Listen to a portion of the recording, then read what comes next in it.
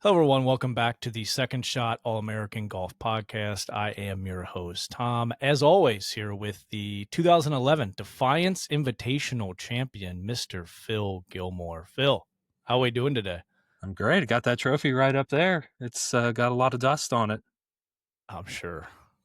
Defiance Country Club, now Eagle Rock? It was Kettering, and now it's Eagle Rock. Oh, that's right. Yeah. I won on it when it was Kettering. It's been so long ago, it has two names. Sure. It's a shame. Well, folks, we got a good one for you today. We got a Reds legend joining us. But before we get to that, I do want to first thank everyone for listening to our previous episode with Todd Johnson previewing the GCGA season. If you could, just obviously subscribe to the YouTube channel. People have been watching it, so it's fantastic to have that going, as well as like and whatever you could do to help us out. That would be amazing. But before we get started, we do always have our random Cincinnati golf fact. As with many of our random Cincinnati golf facts, some of this information is brought to you by the book Golf Reaches the Seven Hills by Gary Lanham. Phil, today we are learning about a man named Powell Crosley Jr. Beautiful. Born in 1886 in Cincinnati, Powell was an inventor, industrialist, and entrepreneur. Powell co-founded an automobile accessory company with Ira J. Cooper in 1916, and would later bring on his brother as the newer business partner. The company's best sellers were a tire liner that Crosley invented and a mini flag holder that clamped onto the radiator caps on the front of the car when Americans wanted to show their pride from World War I. So in 1921, Crosley's son actually wanted a radio. Crosley was shocked when he went to the store to see the $135 price tag, and instead he bought a book, assembled some components, and he built his own radio with his son. Crosley soon realized the appeal of an affordable radio and soon was selling them for as low as $7, earning him the title the Henry Ford of radio.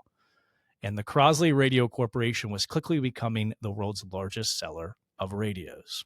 In March of 1922, Crosley founded a little-known radio station known as WLW. And by 1928, they were broadcasting at 50,000 watts and were known as the nation's station. Flamethrower. And then by 1933, Crosley created the Shelvador refrigerator, which was the first fridge to have shelves on the inside part of the door and revolutionized storage for refrigerators as we know it. And then, of course, by 1934, Crosley bought the Cincinnati Reds and saved the team from going bankrupt and leaving town. The field renamed Crosley Field in his honor.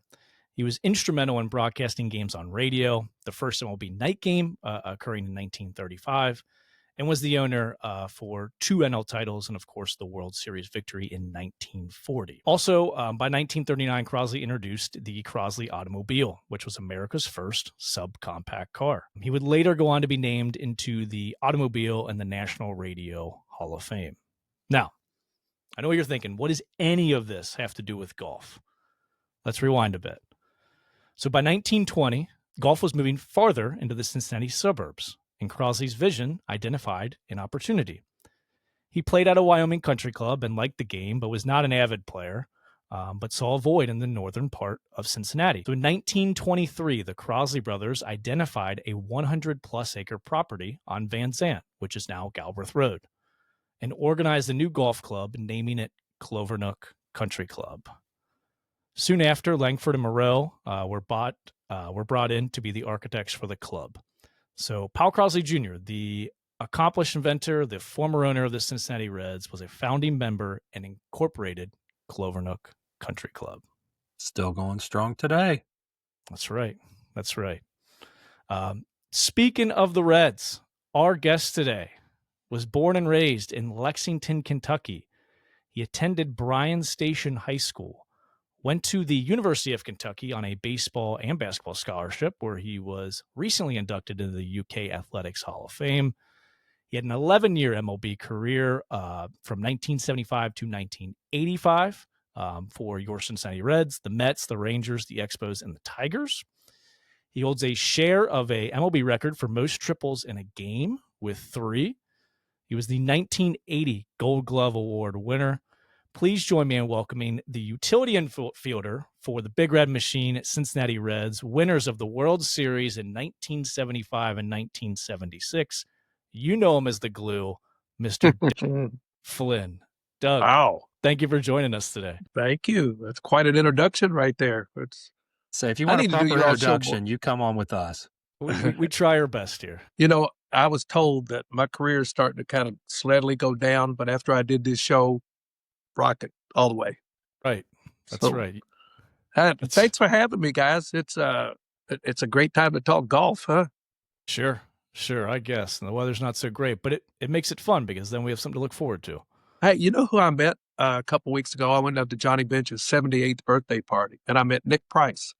Okay, sure. Who's lives down there, of course. One of Johnny's wives' father was Hugh Bayaki, who played on the Pro Tour, and he and Nick are good buddies, so they were all together. So anyway, but what a nice man he was. Just a gentleman. Yeah. Zimbabwe's finest. Yeah. That's awesome. It was great. So I had a good chance, but you know, it's hard to believe when I sit here and talk to you all and I hear that 50 years ago today, or not today, but this year, we won our second World Series. And it's just, it's amazing how fast time has just flown right on by. No kidding. Phil and I have not even seen the Reds win a World Series in our lifetime. Not to make you feel old, but well, you did. Thanks. So Doug, we start out all of our interviews just asking, you know, what introduced you to the game of golf? How were you introduced to the game, and you know, kind of where did you first start playing? Yeah, I started. My dad played, and my dad was just a good athlete, but he played, so I used to caddy. And then when I was coming up through Little League ball and Pony League and stuff, I'd play once a month on this little league. And I'd go out playing against guys that all they did was play golf, and they beat the living tar out of me. So as I got a little bit older, I started picking it up a little bit, not really taking lessons, just watching people play. And I think the best lesson I ever got was from a lady named Myra Blackwelder, or who played on the PGA Tour, LPGA Tour. And I went to her one day and she said, "Look, you're an athlete. Put the ball in the hole. Don't watch all these things on TV you're watching. You know, we'll get you a grip that'll help get you set up just right. And then just put the ball in the hole." And I never forgot that. But, you know, I got to the point where I was playing pretty well there for a little while. And now as I get older, I didn't play a lot last year, but I guess probably watching my dad play and then having some free time after I got out of baseball. I didn't play any when I was playing ball, because if you're an everyday player, you just don't have any time to do it. And if you get a day off, you certainly don't want to go out and play golf. I didn't. And so then I played 8 years of pro softball. So at age 43, then I started picking the game back up again. Say one of our questions to you is going to be, the pitchers, they play all the time, right? They play golf all the time. All the time. Yeah, they ought to be good. They work one day a week and go out and play golf for 5. Gee. And then probably take a day off because they sore or something. Yeah, I know. That used to tick us off, man. We'd go out to spring training and we'd get there early. We'd start working out, and the pitchers would be walking off the field at 10:30, and you go, "What are you doing?" "I got 11:30 tee time." What? And we're out there till 4 or 5 o'clock, and they're out there playing golf. So they ought to be pretty good. And some of them were really good. The best one I ever saw was probably Rick Rhoden. Y'all remember Rick? He played, pitched for the Dodgers, played on this little celebrity tour we used to have, but he also played on the senior tour for just a brief amount of period. Then he hurt his back. But Rick was really the only guy of all of the athletes that I saw that played other sports that could go out and go under par for 2 or 3 straight days. He was a really good golfer. Say, I was going to ask you, was it still like that back then with the pitchers going out and playing all the time? You answered that. My theory was it's good therapy for your arm. You got to swinging like that gets the blood flowing back in your arm, Doug. Spoken like a former pitcher. Yeah. I think it's good to go out. I just don't know how you have that much time, because especially early in my career in spring training, I'm trying to make a ball club. So I'm going to be at the ballpark as much as I can, learning as much as I can. And then as I started getting to the point where I got older and was playing a little bit more, I didn't weigh a lot. I played at 168 pounds, so I needed to get rest as often as I could. So I really didn't take the game up. And we had managers that would not let you take the golf clubs on the road. I think Maddox and Glavin and all those guys that had it in their contract that they not only had to have their clubs, but they ought to have tee times already set. So, and they all were very good golfers, and I understand probably still are. That's great. Doug, in terms of the pitchers that were maybe on the squad, did you recall there were any good players on the Reds team when you guys were around? I don't remember any of them playing, truthfully. Not until I got away from Cincinnati, and that was probably because of Sparky too. Those 2 years I was in Cincinnati, they had one goal in mind. That's to win a World Series, because they got beaten 70, they got beaten 72, 73, got beaten by the Mets in the playoffs. So we had one single purpose. And guys like Bench and Morgan, who loved to play, Pete didn't play. They loved to play golf, but their single mindset, they had all the individual accolades that you could get, except they didn't have the World Championship. And so for those 2 years, especially 75, we were dedicated, and there was so much pressure on those guys that year because they were becoming like the best team to never ever win it, like Mickelson was before he won the Masters, I guess. And then after we won in 75, 76, we rolled. And probably Johnny had a line here, because Johnny used to be a really good player. I think he tried a little bit on the senior tour maybe before he started having all these surgeries and stuff. But he hit it a ton, and he knew the game. He hung around with pro golfers all the time. My problem is that I would rather fish. And so when I had free time, if I go to a golf course right now, I'm looking at the ponds, trying to see where the fish are. But I swear, I keep saying I'm going to play again a lot more next year. I belong to a beautiful club down here called Champions, and it's outstanding. We have 2 golf courses. The folks are really nice. The course is in great shape. So this year, I'm going to try to play a whole lot more. 1975, you were a rookie on probably the best baseball team that was ever assembled. That being said, were you more nervous playing on that team or stepping up to the first tee with a gallery? Oh, there's no doubt in my mind. Stepping up the first tee with 30 people around. Here's a funny story. So they had that. Are you all familiar with that little celebrity players tour we used to have? Jordan was on it. A lot of the big stars were there. And so they played in Lexington, Kentucky, and they needed a player. I wasn't on the tour because I'm not a big name. But they needed a player. So somebody said, well, Doug lives here. So I get a phone call. All right. So I go out, and my playing partner is Gorman Thomas, who played with Milwaukee Brewers. And our other twosome in our foursome is Rick Rhoden, the best player on the tour, and Charles Barkley. So we get up to the first tee, and Rhoden came over to me and said, have you ever played anything like this before? I said, no. He says, before they call your name, go stick your peg in the ground. And I said, why? He says, just do what I say. And he sensed I was a little bit nervous, and there might have been 50 or 60 people standing around. So before I even walked up, Rick turns to the crowd, and my dad's name's Bobby Flynn, who was working the tournament. And Rick says, is there anybody in the crowd that Bobby Flynn hasn't told that Doug Flynn got his first hit off of me in the big leagues? And that relaxed me right from the very get. So, yeah, it's nerve-wracking because I'm used to people hollering, you suck, and stuff like that. Then I feel a lot more at home. Speaking of some fans, I'm curious if you could talk about Cincinnati as a sports town. I mean, you obviously played in a lot of different cities, but can you talk about Cincinnati as a sports town, whether it's golf, whether it's baseball, especially, whether, post-career, while you're playing, things like that? I didn't realize what a great golf town Cincinnati was for a long time. I grew up around here. We had Gabe Brewer, who was wonderful, a dear friend, Jim Hayfield, Josh Teeter as of late.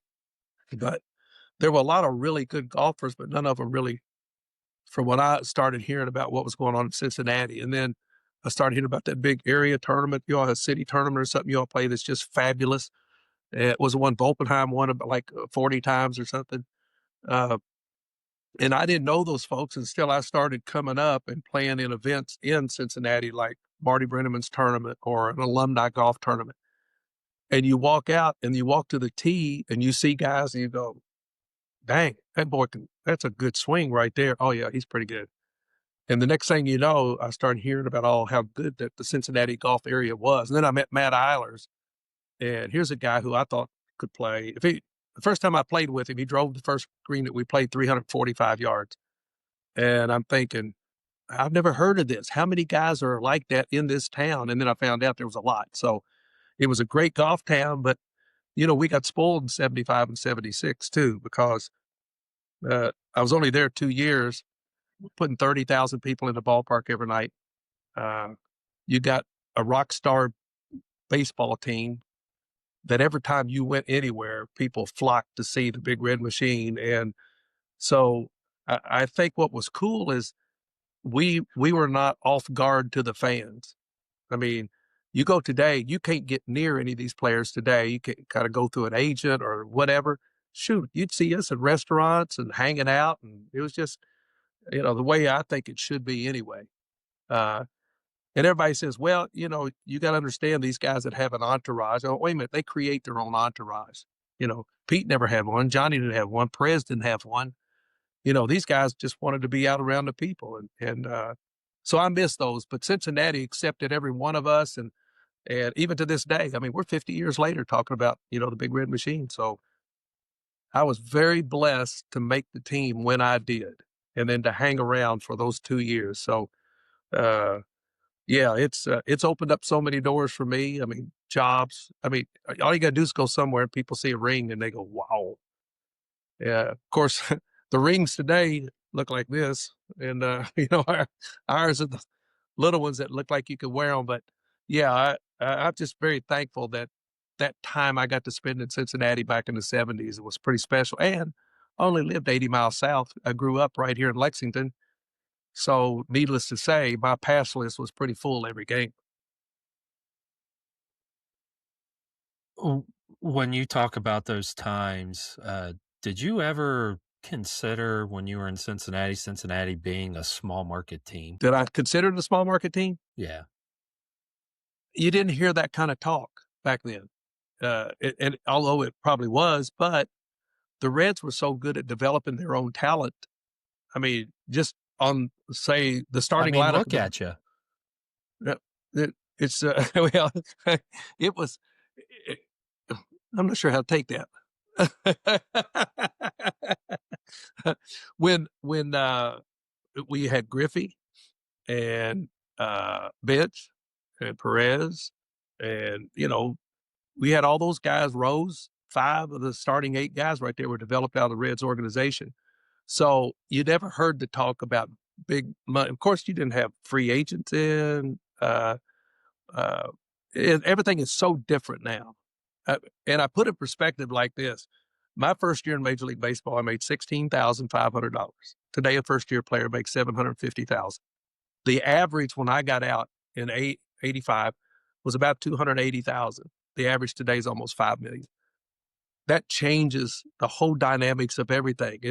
And whether you want it to or not, there's a lot of people that when they're successful can't handle that success, can't handle that money. And so it starts changing a whole lot of thinking. I'm glad that I'd like to have made more money in Cincinnati, but I'm glad that we were making the same kind of money that the school teachers and the plumbers and everybody else was making. So you didn't hear that. It's just, let's go play ball and let's win. But now I would like to see the Reds start developing a lot more talent within. Then you don't have to worry about all these traits and all that kind of stuff. Sure. Now, you mentioned Sparky earlier. I'm curious, did you get to play golf, maybe a little bit with Sparky after your career was over? Yeah, I did. I'm curious, how was his demeanor on the golf course? I think we've all seen it as a manager. How was he on the golf course? He is wonderful. He was terrible too, but he was wonderful. I mean, he is a great man. He liked to play with my dad because my dad wasn't afraid to teach or take time with him and help him with stuff. And so, yeah, but Sparky was just a real gentleman. And I enjoyed playing. I enjoyed getting to meet him because, quite frankly, when we were on the ball club, we didn't have a lot of communication with Sparky. Sparky liked the veteran player. So if you're a young guy, know your place, keep your mouth shut, and I'll tell you when you can talk. And that's what we did. And people said, "Oh, come on, it wasn't like that." Yes, it was. It was, because not only did Sparky pick that lineup, but Johnny and Pete and Joe had a hand in who was going to stay on that ball club. And so you spoke and you're spoken to. And I basically just went around, yes, no, sir, and kept my mouth shut, tried to play hard so they wouldn't kick me off a team. When you were talking earlier about the fact that you were an everyday player, you didn't have time to play golf. You were at the ballpark for 7 or 8 hours. Did that kind of develop your work ethic for the golf course at all? I think that got started earlier, my work ethic, because I was small. Even though I played 3 sports, I wasn't very good at any of them, truthfully. You know, I wasn't the kind of guy that could carry a team, but I could help a team, but I couldn't carry a team. And so I learned the discipline that way, learning how, if I'm going to play basketball at Kentucky at 5'8" and 140 pounds, I better find a way to be a little quicker than somebody or a little smarter than somebody if I'm going to survive. And then that sort of carried over, learning if I'm going to be small, how do I catch a ball, get rid of it, turn a double play a little quicker than somebody else. Just so you work on those things. So my dad, and one time when I was in high school, on a Thursday night, some friends were having a little get together, and I told Dad, I said, "Can I borrow the car? I'm gonna go over to some friend's house tonight." He said, "What time you play ball tomorrow night?" And I said, "I think we play at 8 o'clock." He said, "All right, let's do this. You go party with your friends, or you stay home tonight." I said, "What do you mean? A lot of my teammates will be there." "Well, okay. I'm telling you, you either play ball or you be disciplined enough to stay here on the night before a game." And I never forgot that. And I'm thankful that he did it, because there was a lot of my buddies that were really good athletes that, got into other stuff. So I'm thankful that through that discipline and that kind of helped carry, Pete Rose taught me when I first got to Cincinnati. He said, I got to the ballpark one day about 3:30. He said, "What'd you do all day?" I went, "Nothing." He went, "Then what are you staying home for? Get to the park." And Pete would get up, go have lunch, and then be at the ballpark, play cards, whatever. And so I got in the habit of doing that. I also got in the habit of staying a little while after a game too, so that you could try, whether good or bad, you can kind of analyze it, leave it at the ballpark. And that was tough the first year I got married, because I was used to going home with just my dog, and we'd sit there and we'd talk about it, and the dog agreed with me almost every time. And then I get home, my wife's going, "What, are you taking enough batting practice? Are you sure that, how come you didn't?" And I'm like, "Oh, this ain't going to work." And then, fortunately, it did. 44 years later, we've made it last. That's great. Is there anything that you could take from your playing days in baseball that helps your golf game at all? Whether it's, a certain skill from baseball or the mental game, whatever it might be. Gosh, yeah, it's all golf's mental. I mean, heck yeah, it's you better. I mean, it amazes me how you can be just nice and smooth, and you're striping it, and you're striping it, and you're striping it, and then you hit a foul ball, and you go, "How does that happen?" And that's what impressed me, is the way these pros, after they do that, they only hit one foul ball. They come back and hit another one pretty good. And so I think not getting too far ahead. Also, I think the best thing for me is, here's the best golf lesson I ever got. Playing in a tournament with Johnny. I got about 130 yards, so I hit one. I'll leave it out to the right a little bit, probably 20, 25 feet right at the flag. And I go, "Ah." And Johnny walked up to me and he went, "You ain't good enough to go." Ah. And I thought, if I'm not out hitting 5 hours of balls a day, I'm just out here playing golf and everything, learn to enjoy it. And you enjoy the game. Don't let the game control you. So I think now I want to do good. I want to play well, but I understand who I am. I'm almost 75 years old. I don't hit it 300 yards anymore. I don't, you know, I got mad one day because I was hitting a 7-iron about 140 yards or something, and the guy I was with, he says, "You mad?" I went, "Yeah." He says, "When Arnold Palmer was 70 years old, he hit a 7-iron 135 yards. You better than Arnold Palmer? I went, no. So it's be realistic and don't be afraid to move up with that game either. I mean, I can't play from the back tees anymore.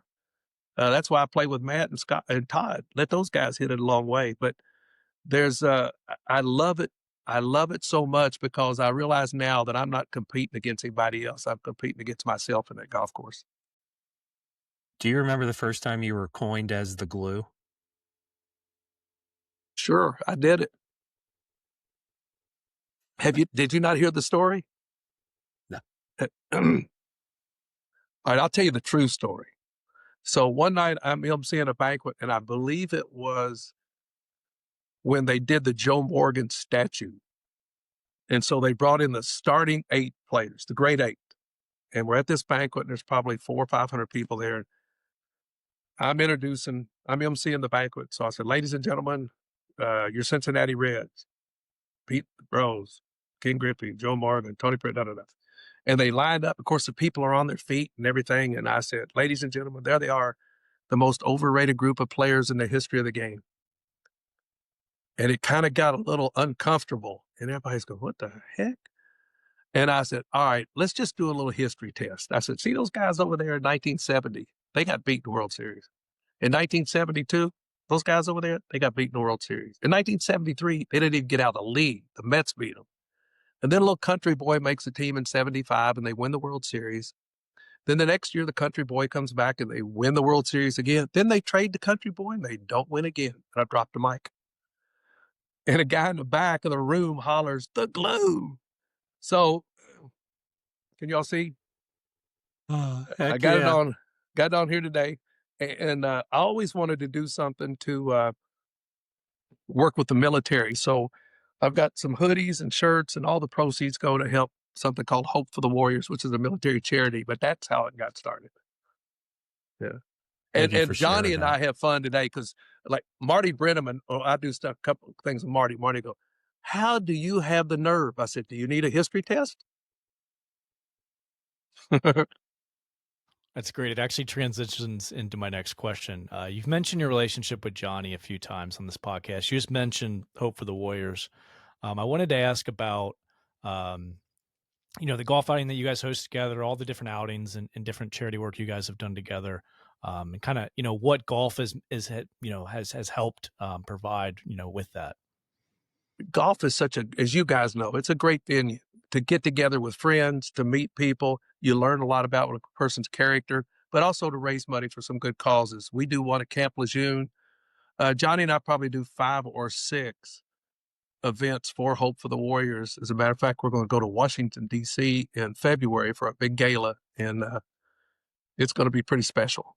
Gary Sinise is going to be speaking, and they've asked me to MC it. So it's going to be a really cool deal. But, we've got together, we've been doing it for 20 years now, and there's raising a lot of money.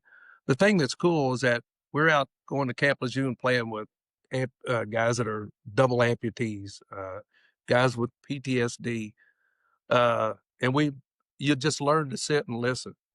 But getting anybody out on a golf course away from all the stuff that's going on in their mind is so refreshing. And not only for those of us that play pro ball, but for those that got busted up in war too, to get out there. And I've said, and I'm very selfish, I think, saying this, is that it's hard for me to imagine why it takes a nonprofit to support men and women that have lost their lives and limbs to go out and support the rest of us to do what we want to do.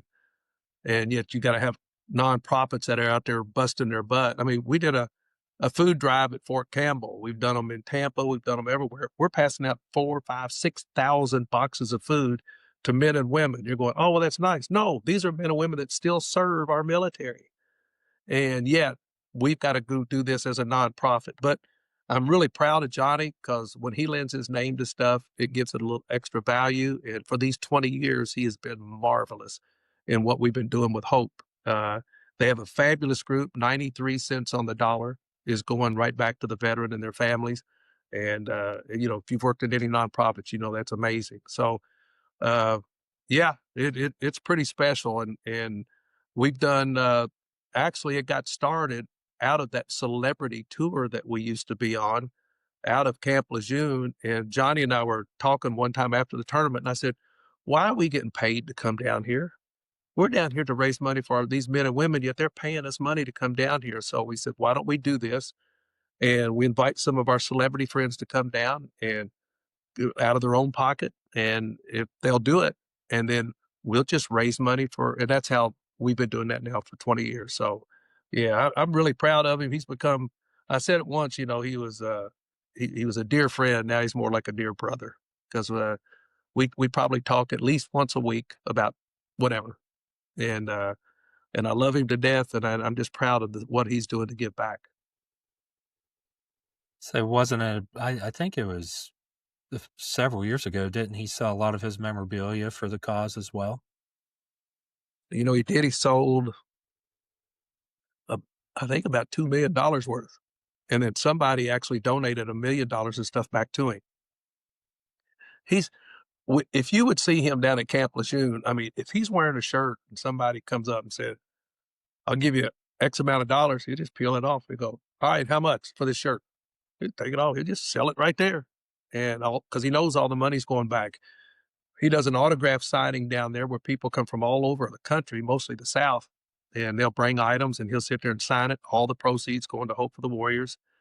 And so, yeah, it's been fun.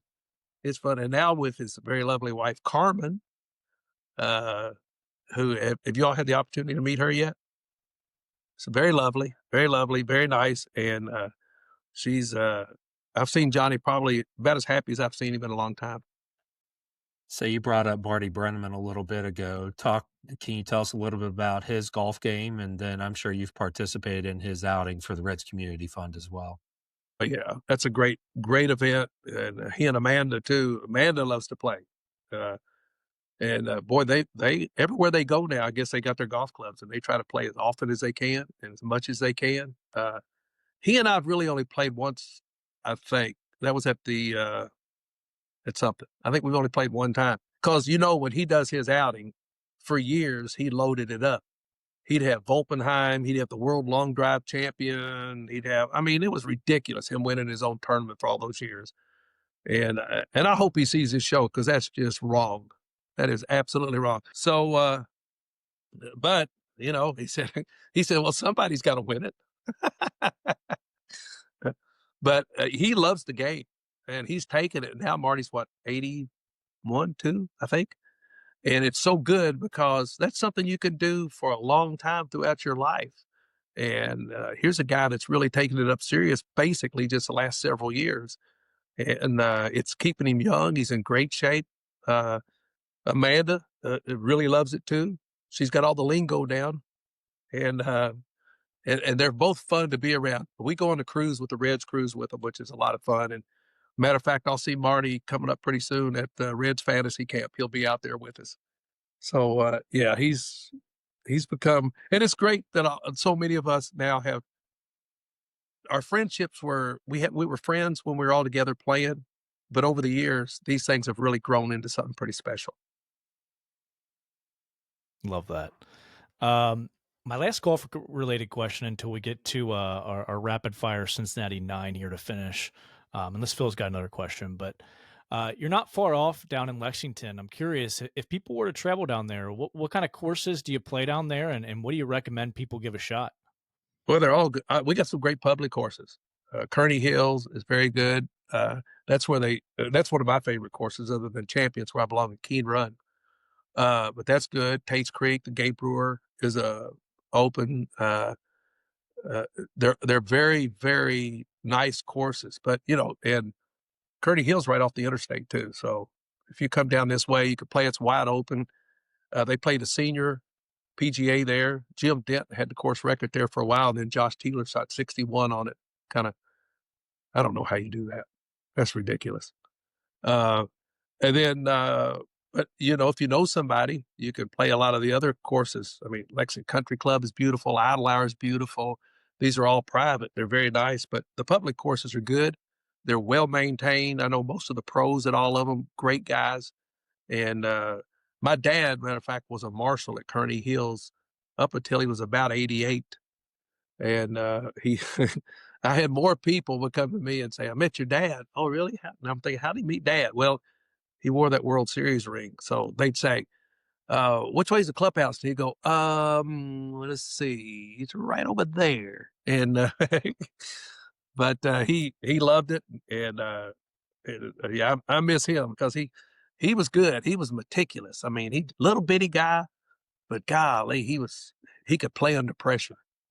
And that's what was cool. I mean, you all seen guys that are pretty good and they'll put a little money on the line. That was Dad. He talked trash. Golly, he talked trash. That's fantastic. So, Doug, every episode, or well, recently, we've been ending the episode with what we call the Cincinnati Nine. It's a rapid fire. Feel free to elaborate on your answers. You don't have to go that quick. Okay. We have the power of editing, but our first question for you: what is your favorite Cincinnati area golf course that you have that you've played? I don't play enough of them. Kenwood, is that one? No. What's the one before you get into Cincinnati? It's considered Cincinnati area where Anthony used to have his tournament, or still does, maybe. You're correct on Kenwood. That is definitely one of the courses up here. TPC Rivers Bend's where Anthony's is. Okay, perfect. Yeah. So I like that one. That's a good one. Those are two good ones. We'll allow that. Okay. Second one is favorite snack shack item or favorite item to grab at the turn when you're playing. Nabs and Gatorade. I'm not sure I'm familiar with Nabs. Peanut butter, Nabisco peanut butter. That's what we used to call them. The crackers, Okay. peanut butter Okay. crackers. See, that's how old I am. That they were called Nabs back in the day. I forgot. You guys are pups, man. Sorry. Yeah, like I said, we haven't seen a World Series victory, Doug. You all never hit with persimmon, did you? No, we were 91 and 92. We were right after the 90 91 World and Series. 92. I was still playing softball then. Wow. Yeah. Third question here. Dream Cincinnati foursome. So it must be a people with connection to the city, living or dead. Anthony would be one. Finch would be one. And with a connect. Well, he didn't really. He played for the Royals. Jerry Lucas. Okay, sure. Very. I like. How's that? Hamilton, Heck Ohio. Yeah. No, it wasn't Hamilton. It was near Hamilton. Jerry was. I love Jerry. Jerry's a dear friend, so that'd be a good foursome right there. Say, Ohio State and Middletown. Middletown. That's it. Yeah. Yeah, he's a middie. Favorite non-golf related thing to do in the Cincinnati area? Go eat ribs At Tom Gregory's. Yes, sir. The Boathouse would be fine, or Montgomery. Any of the one's fine with me. Sure. Now, this next one might be a little tough, but what's your most memorable golf moment or shot at a course in the area? And if you can't think of one in the area, just what's your most memorable golf moment or shot that you've ever had? I can't remember in the area. I've had 3 hole-in-ones. I hit, it wasn't in the area. It was here in Lexington, though. Back in the day, playing in a scramble, and I had a mulligan, and I hit a shot, and I thought I could have hit it better. I had 220, and this is back when I was a lot younger, and so hit a 3-iron, and this guy, I said, I want to hit another one. He said, "What do you hit another one for? You're 220. I said, "Because I know I can hit this shot, Tim Cup." And I smoked one, hit a perky, nice little draw, came in on this little par 5. And to this day, he reminds me of that. He also reminds me now that I can't hit a driver that far. So friends like that, who needs enemies? Exactly. Next one is favorite club in the bag. That's easy. 700. Yeah. We've had a lot of drivers on this show, so very happy about that answer. Heck yeah.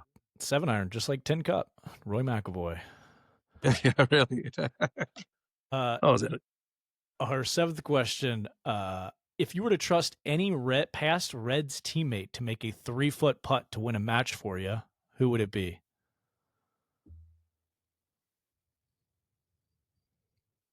I know who it wouldn't be.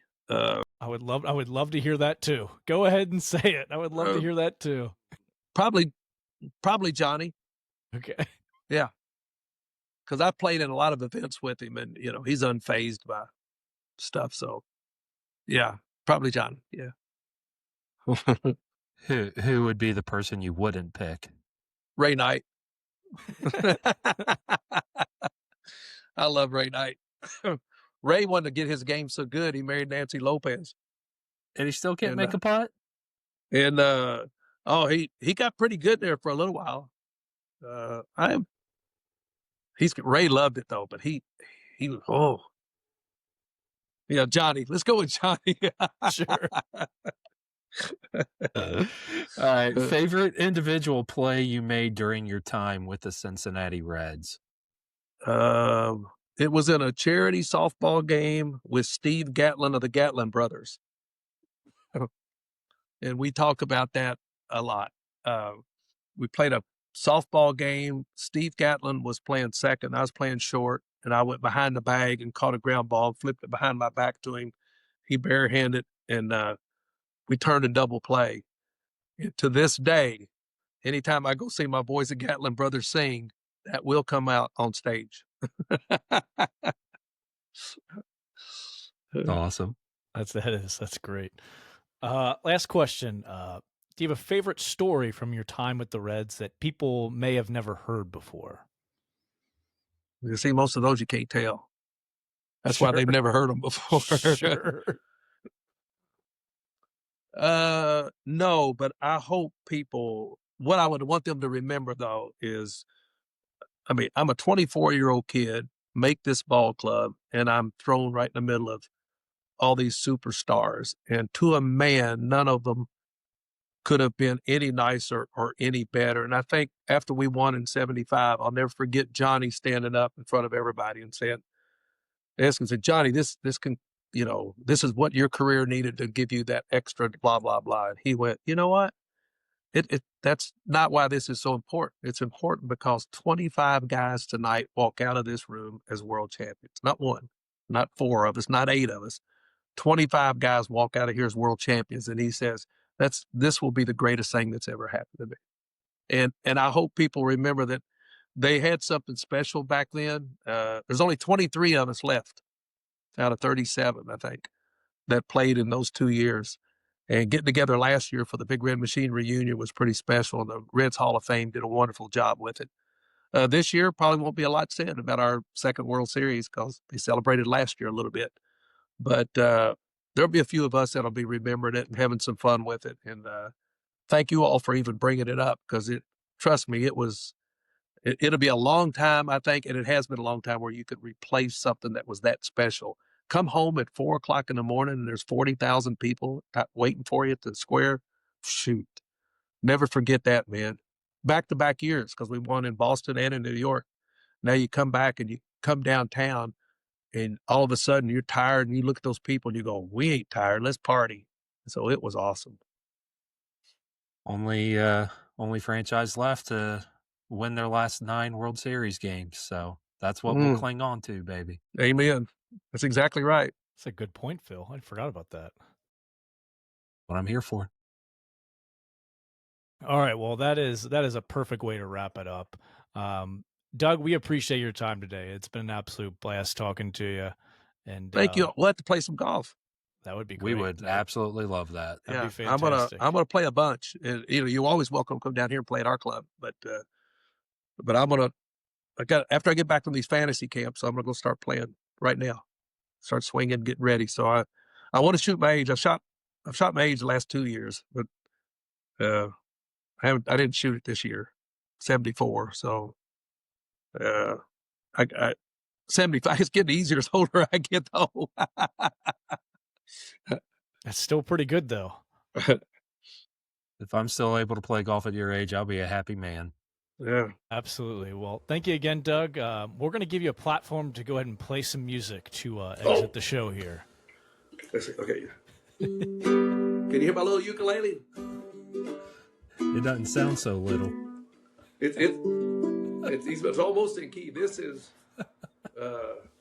what I'm going to be. I just got it for Christmas, so you can't expect.